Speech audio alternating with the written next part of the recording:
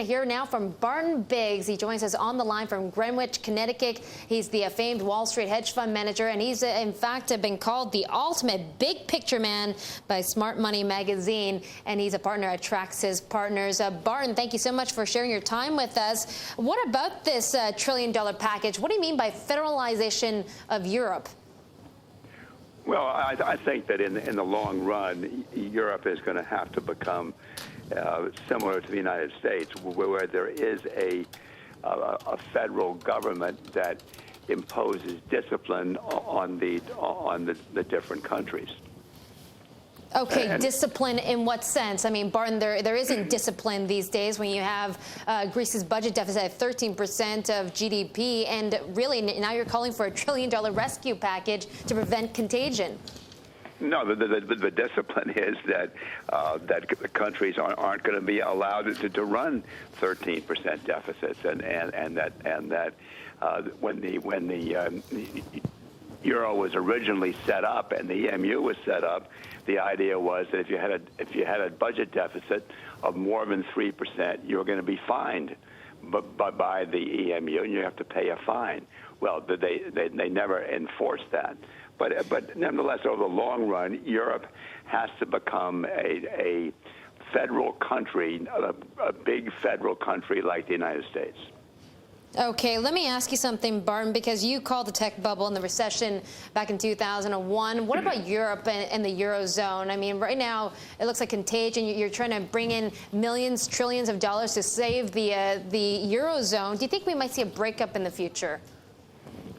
No, I don't think so. And I was interested to hear those the two bears that you had on at the beginning of the program, and I think it's very reassuring that there are so many people that are still bearish and cautious and terribly worried.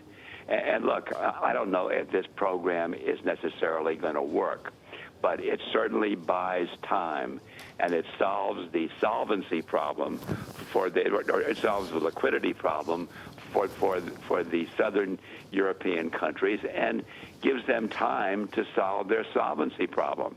And the key thing to solving the solvency problem is that the euro declines, which it's doing, and that the world has a strong economic recovery. And I would just point out that the world is having a strong economic recovery, and so is Europe. And the numbers out of Europe in the last 3 months have been very promising and encouraging. So it's by no means a foregone conclusion. I don't know who was talking about that we have a crisis every 3 years, and my God, the world's coming to an end, and so on. I don't believe that's happening at all. Yeah, well, Barton, I think people might be saying, my God, if that prediction of yours predicting that the euro will hit 1-to-1 to the U.S. dollar pretty soon, that might hit some heart attacks. But, you know, what happens then? Are you going in with some a euro short still? No. Well, in terms of euro shorts, yeah, I think the euro is a short. But don't forget, it's very bullish for the European economies to get the euro down to 1-to-1. That's exactly what Greece and all these southern European countries need is a devaluation, and they're getting a devaluation.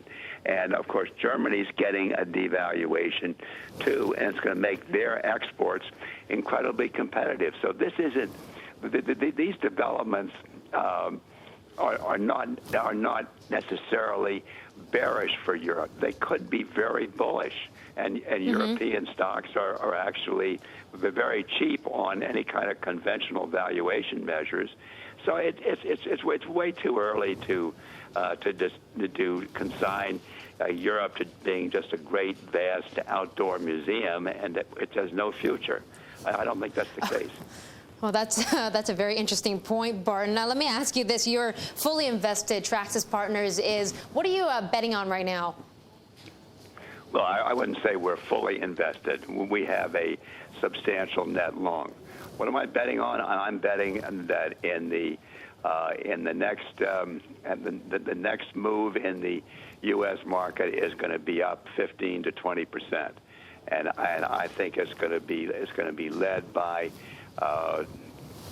by the technology stocks in particular, and focusing especially on big cap technology companies. I think that there's a lot of other opportunities. I mean, the drug stocks are way too cheap here. The REITs are attractive. So there's plenty of opportunities in the U.S. And in addition, you have Barton, the emerging markets. I got to go. Thanks for that.